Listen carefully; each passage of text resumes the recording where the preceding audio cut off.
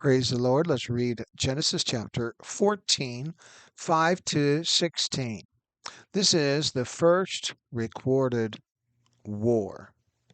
And it says, in the 14th year came Chedorlaomer and the kings that were with him, and smote the Rephaims in Ashtaroth Karnaim, and the Zumims in Ham, and the Emims in Shaveh Kiriathaim, and the Horites in their Mount Seir unto El Paran, which is by the wilderness. And they returned and came to En Mishpat, which is Kadesh, and smote all the country of the Amalekites, and also the Amorites that dwelt in Hazezon Tamar. And there went out the king of Sodom, and the king of Gomorrah, and the king of Admah, and the king of Zeboim. And the king of Bela, the same is Zoar, and they joined battle with them in the vale of Siddim. With Chedorlaomer, the king of Elam, when with Tidal, king of nations, and Amraphel, king of Shinar, and Arioch, king of Elasar. 4 kings with 5. And the vale of Siddim was full of slime pits, and the kings of Sodom and Gomorrah fled and fell there, and they that remained fled to the mountain. And they took all of the goods of Sodom and Gomorrah, and all their victuals, and went their way. And they took Lot, Abram's brother's son, who dwelt in Sodom, and his goods, and departed.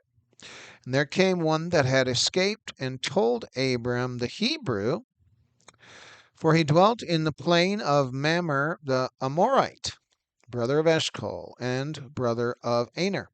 And these were confederate with Abram. And when Abram heard that his brother was taken captive, he armed his trained servants born in his own house, 318, and pursued them unto Dan. And he divided himself against them, he and his servants, by night, and smote them, and pursued them unto Hobah, which is on the left hand of Damascus. And he brought back all the goods, and also brought again his brother Lot, and his goods, and the women also, and the people. Again, reading verse number 5 and 6.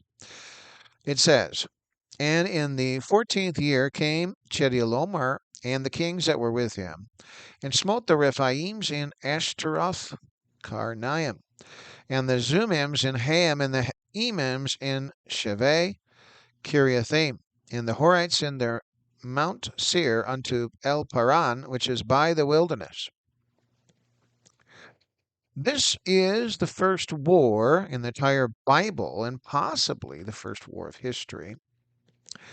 Thus, to prepare for the war, they had to have trained their men to use swords in battle.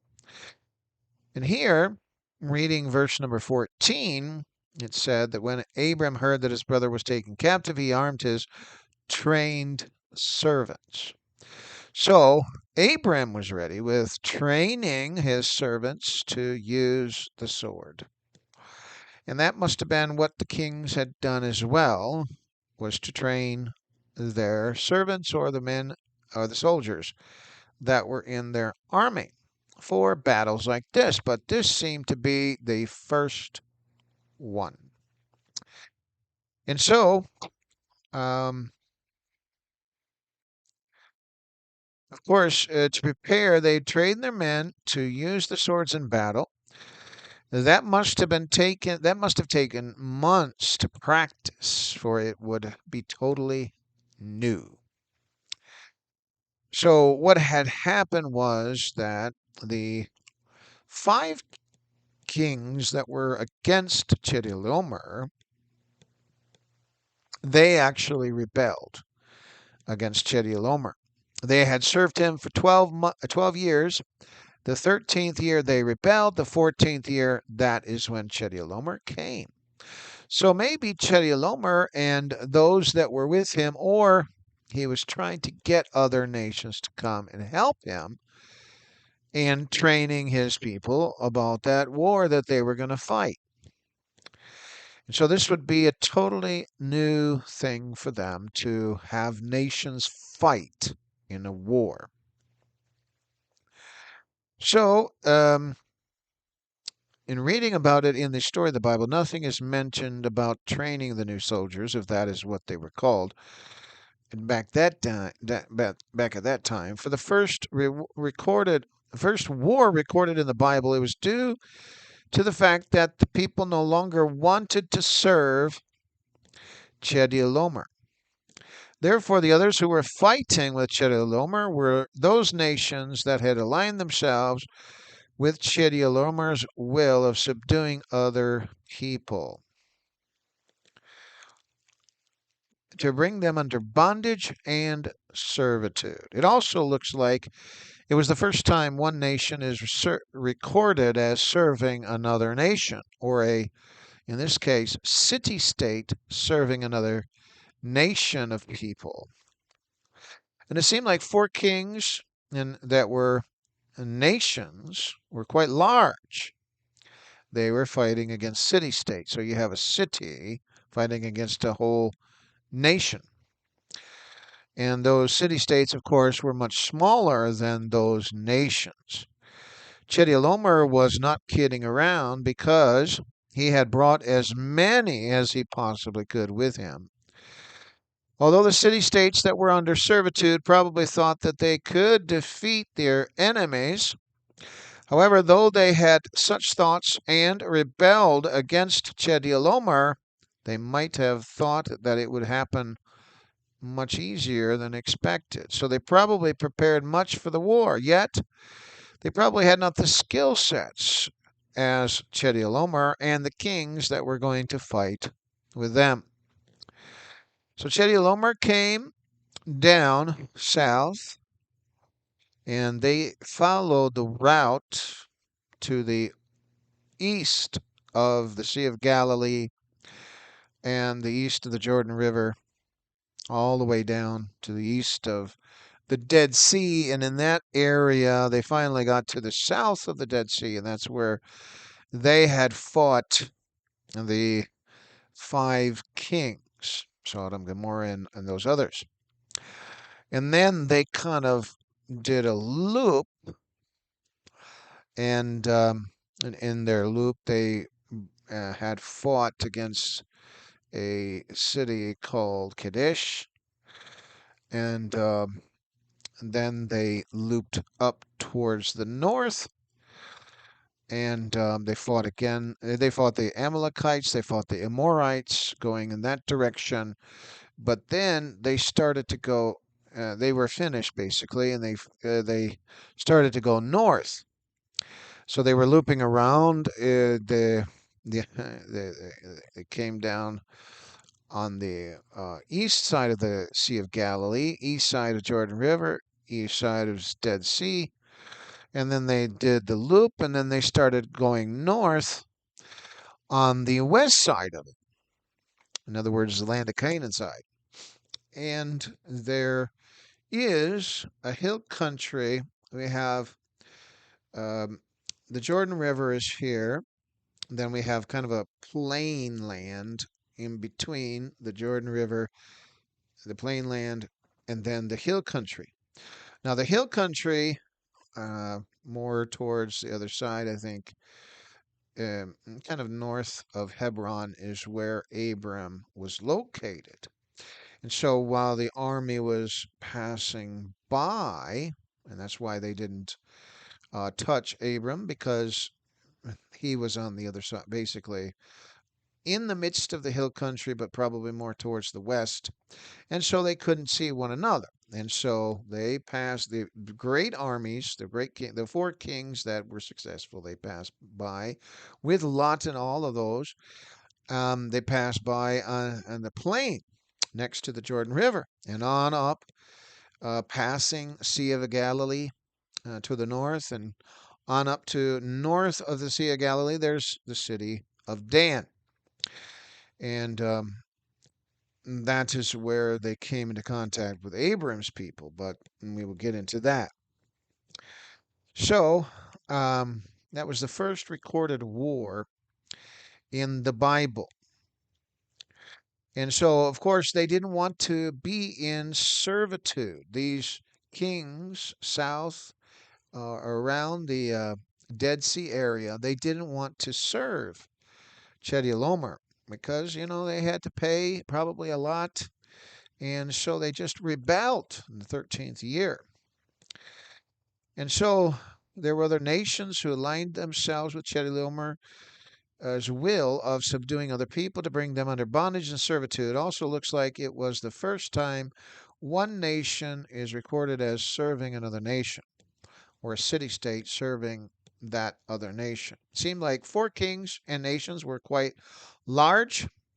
They were fighting against city-states who were much smaller. Chedorlaomer was not kidding around because he had brought as many as he possibly could with him. Although the city-states that were under servitude probably thought that they could defeat their enemies. However, though they had such thoughts and rebelled against Chedorlaomer, they might have thought that it would happen the way that they thought and they expected. So they probably did prepare for the war, yet they probably had not the skill sets of Chedorlaomer and the kings that were going to fight with them. Chedorlaomer might have prepared much better than the other kings. As much as Sodom and Gomorrah really were wicked cities, God could have used those cities to bring judgment upon them. In other words, God could have used those nations, we say, to bring judgment upon the city-states, Sodom and Gomorrah, Zoar and Zeboim, and the other one. But the truth was, Lot was there with them, and he did get taken away. Had Lot not been there with them, God may have had to send his judgment.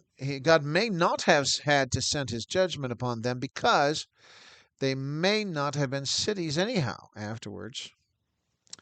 All the wicked people might have been taken captive and had to serve these other nation states. But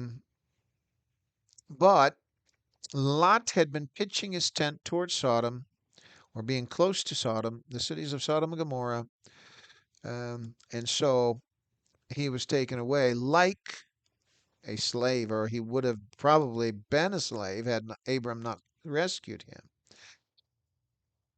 And so, and also God may not have sent the fire upon Sodom and Gomorrah. Ashtoreth Karnaim seems to be a city located east of the Jordan River. Nevertheless, it names in Genesis 14, 5-6, 4 different groups of people. You have the Rephaims in Ashtoreth Karnaim, and the Zuzims in Ham, and the Emims in Shaveh, Kiriathaim, and the Horites in Mount Seir, or Mount Seir. Sources place these cities east in what might be the country of Jordan. The interesting thing about these groups is that the sources state that they were, in those areas, groups of giants as well. Could it be like Hislop mentioned, that the groups who served goddesses or gods were in fact spread around the world, but by different languages only. Thus, the word Ashtoreth may actually be Astarte, according to Britannica, the goddess of sexual love and war, which is kind of funny because that particular group of people, they were warring. But anyway. Further, it was stated that a temple to Ashtoreth was found within the city. Thus, those who had served other gods did so not only sexually, but they had also produced offspring from some fallen angels who had become human beings. Thus, the giants came from those unions. Now, whether or not that is true for that particular time period or later on is to be looked at more carefully. Therefore, if this be the case of those who were located, as it seems, east of the Jordan River, and those who had worshipped those types of gods, even producing offspring as a relationship between those fallen angelic beings who had become human, and then they had relationships with the daughters of men, women, that is, which had produced giants. Then it follows that this first war recorded in the Bible was a war against giants, predominantly. However, if the giants had come later on, then it was a war with normal soldiers fighting for their lives for the first time in a war. The Bible does not mention the idea that there were giants there, but it could very well have been a war with giants. And Chedorlaomer could have been just exercising divine judgment on them for that reason, and for their wickedness. Of course, Sodom and Gomorrah were wicked cities.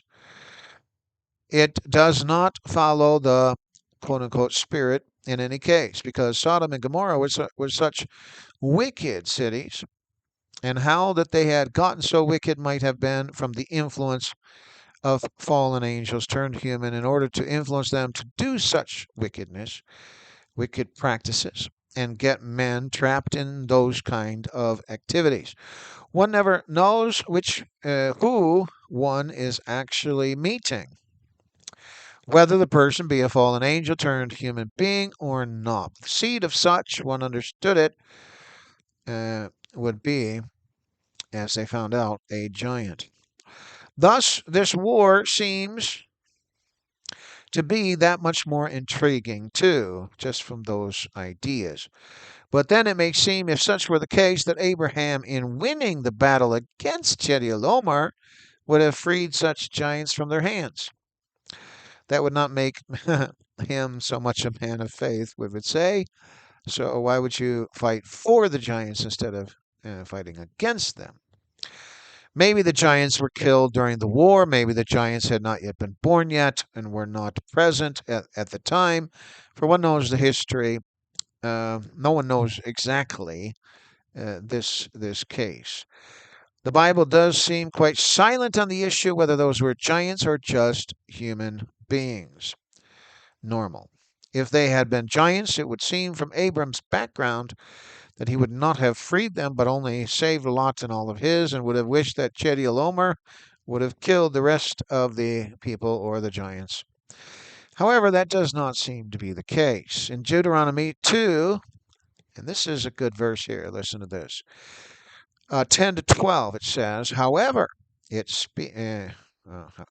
me, this is my part, but then it will talk about Deuteronomy 2, 10 to 12. However, it speaks the truth of these people, highlighting the fact that they were a race of giants. Here it goes, quote unquote. The Emims dwelt therein in times past.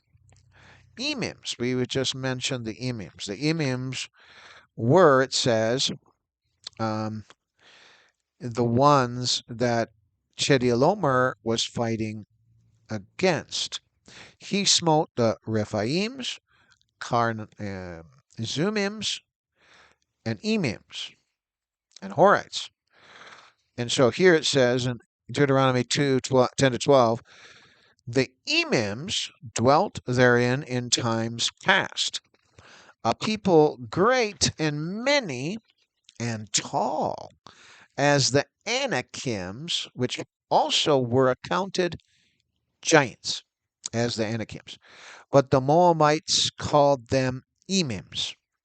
The Horims, which I would think that would be a Horite, also dwelt in Seir, because the name of the place, Seir, is same, before time.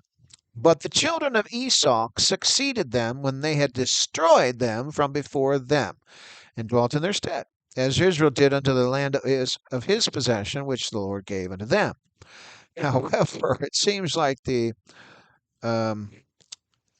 children of Esau and these Chedorlaomer, they were not afraid to go and fight against giants, if that be the case. However, with Israel, God said, go in there, take their land, destroy them all. At the first time, they were like, no, these are giants. Because here it gives a positive description of the fact that those people, the Emims, were giants. They were called Emims by the Moabites, and that they were giants. And it says it specifically in the Bible, which is also included in verse number 11. Thus, the Bible emphatically declared Emims to be giants, at least during the time of Moses. Now, was that during the time of Abram? Was it true that during the time of Abram they were also giants? That's a grand question. The Horites and the Horims must have been the same people, for they, it says, had dwelt in the area entitled Mount Seir or Seir before the children of Esau dispossessed them of that land. What seems quite interesting is the fact that there were wars in the past with the giants, and it mentioned nothing about their fear of them. But they had come and fought against them and dispossessed them. That is essentially what God wanted the children of Israel to do also in the land of Canaan.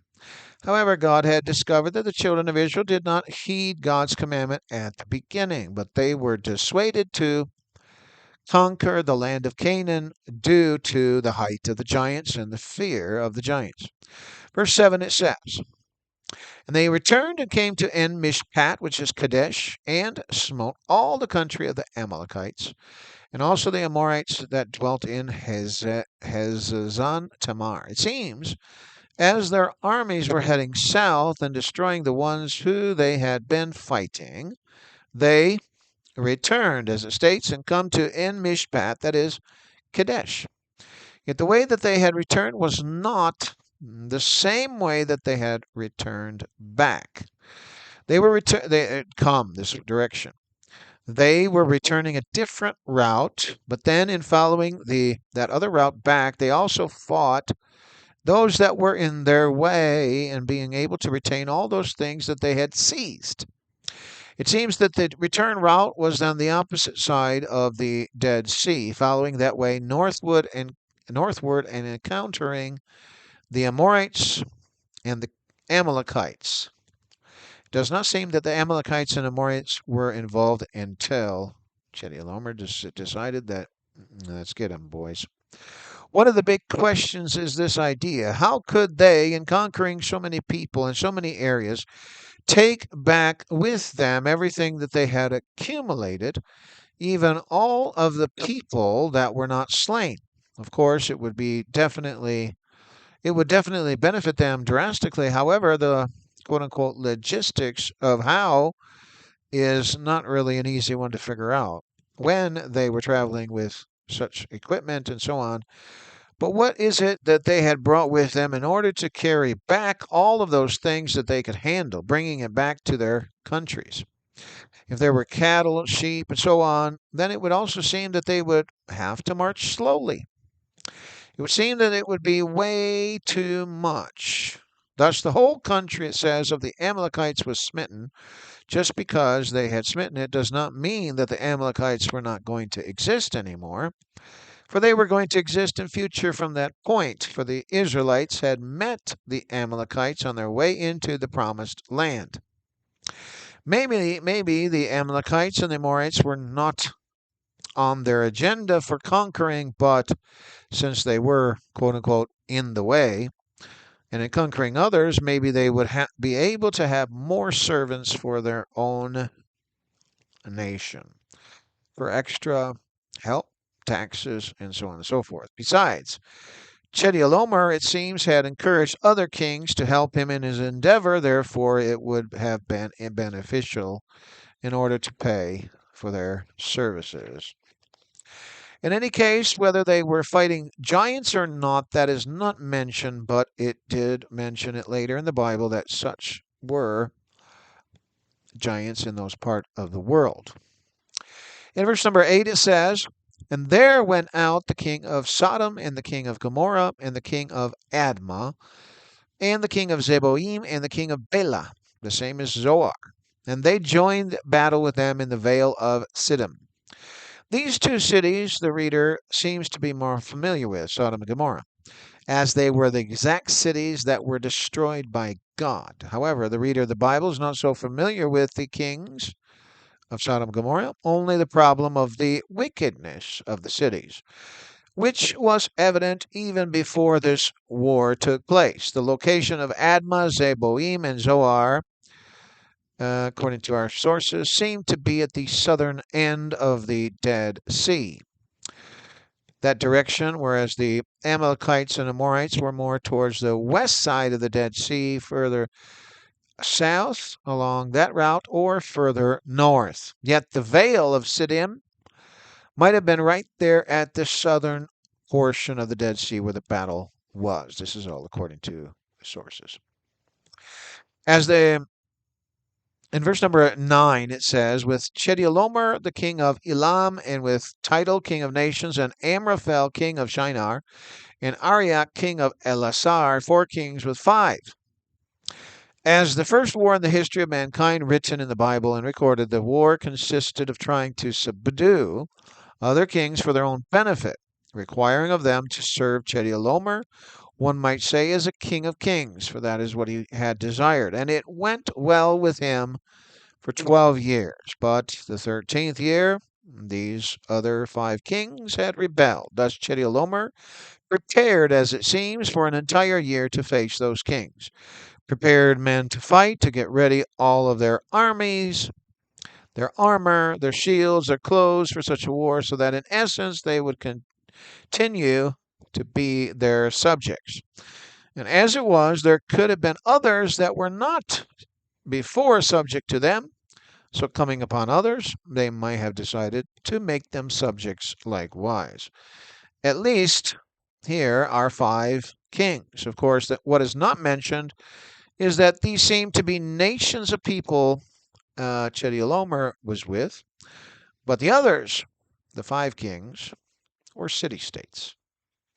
Verse 10, and the vale of Siddim was full of slime pits, and the kings of Sodom and Gomorrah fled and fell there, and they that remained fled to the mountain.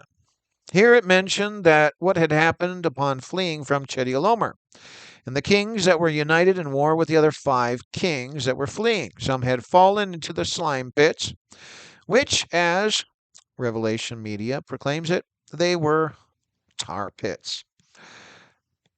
The tar pits were extremely thick, insomuch that even strong animals, so says Revelation Media, could not even break free, much less men who had fallen therein. Thus the ones who had fallen were probably sealing their fate of death, not by sword, but by the slime pit.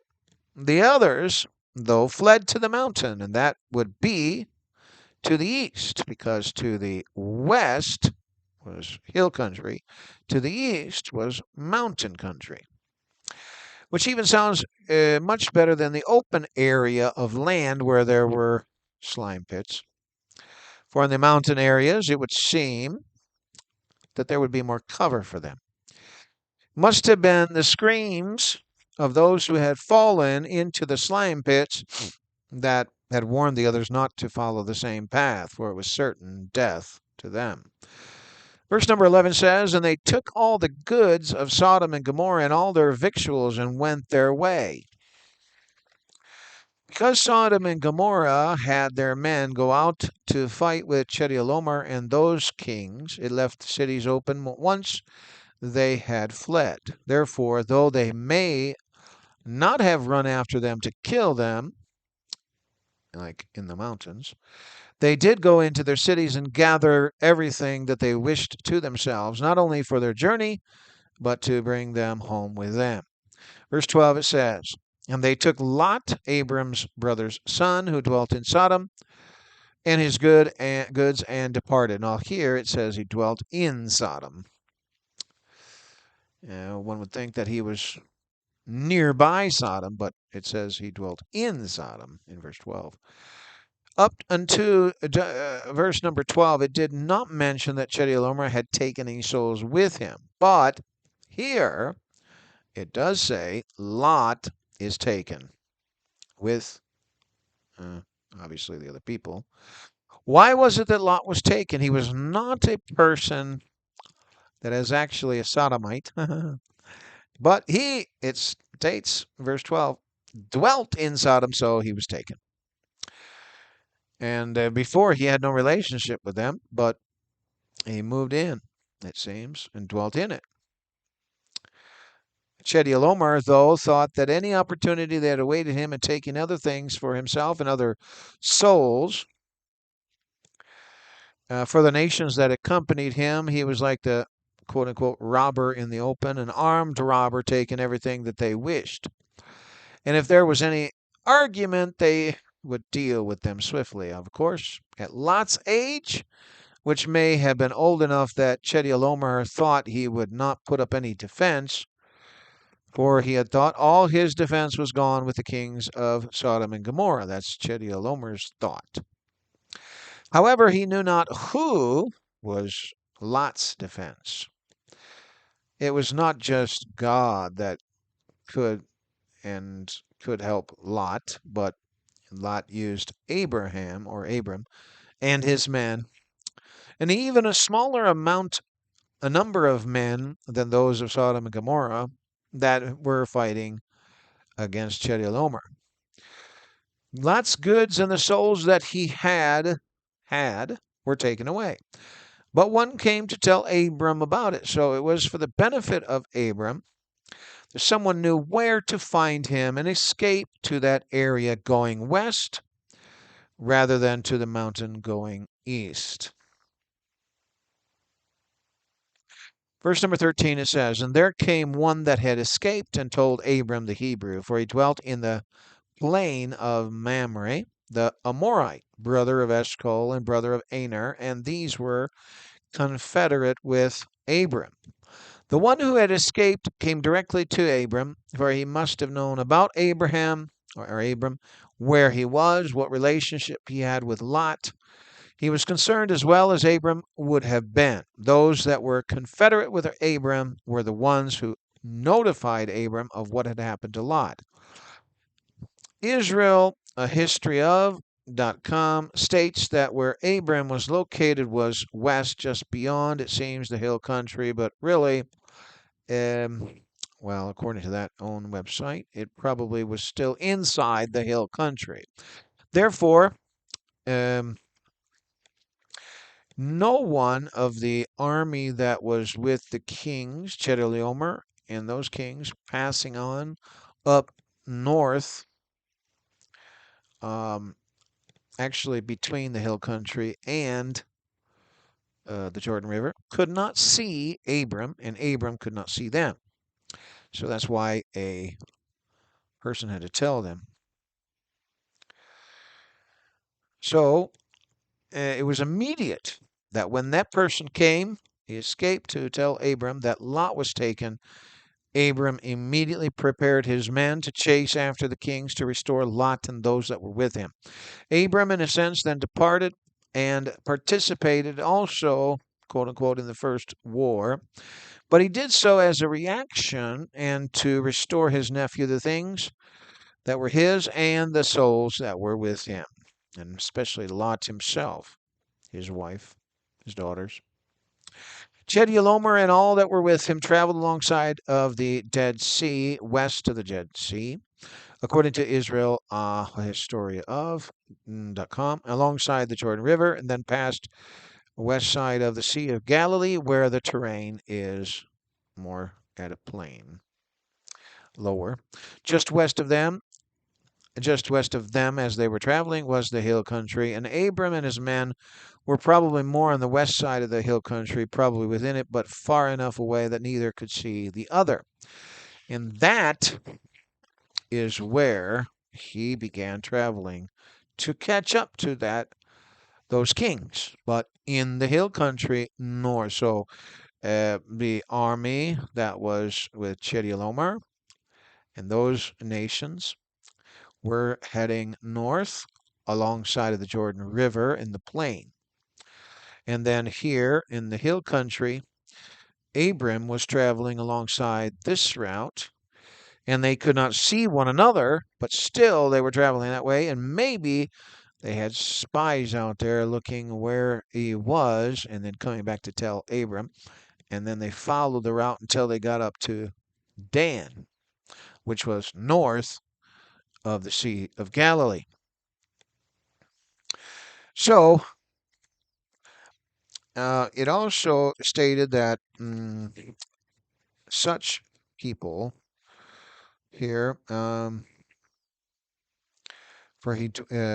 there came one that had escaped and told Abram the Hebrew, for he dwelt in the plain of Mamre, the Amorite, brother of Eshcol, brother of Aner, and these were confederate with Abram. To be confederate meant that they would work towards the same goals. Therefore, when they had troubles, Abraham would help out, and in this case, he did.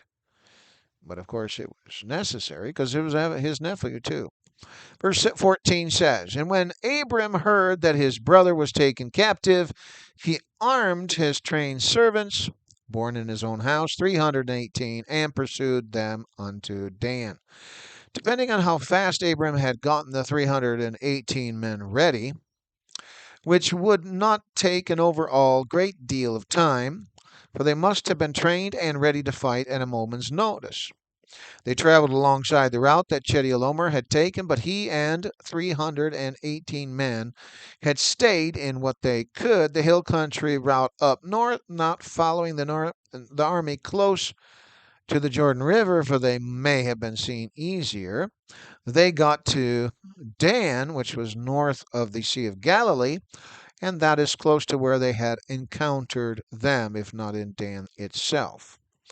In verse number 15 and 16, it says, And he divided himself against them, he and his servants, by night, under the darkness, cover of darkness, and smote them, and pursued them unto Hobah, which is on the left hand of Damascus. And he brought back all the goods, and also brought again his brother Lot, and his goods, and the women also, and the people. It seemed to be that at night, by the cover of darkness, is when Abram had smote them. That is, he began fighting them at that time. He attacked them during the night time wherever they stayed the night. It was possible that they had decided to stay the night, and then Abram got his chance. They had probably rested during the night, which kept some in watch, but were mostly so delighted of all that they had accomplished and who and what they were bringing with them on the return. However, all of a sudden, at this night time, a smaller group than they would have expected started fighting against them, attacking them, and they were being overcome quite easily, which they wouldn't have thought. Therefore, the kings were fleeing to Hobah. That is where it seems Abram had completely recovered everything. Hobah is north of Dan. As it states here, on the left hand of Damascus to the east, it must be, all of the goods that Lot had, including all the people, the women, were brought back. Therefore, for Abraham, it was a victorious journey and a victorious thing that he had done for his nephew and for all who were brought back. May God bless you today in the name of Jesus. Amen.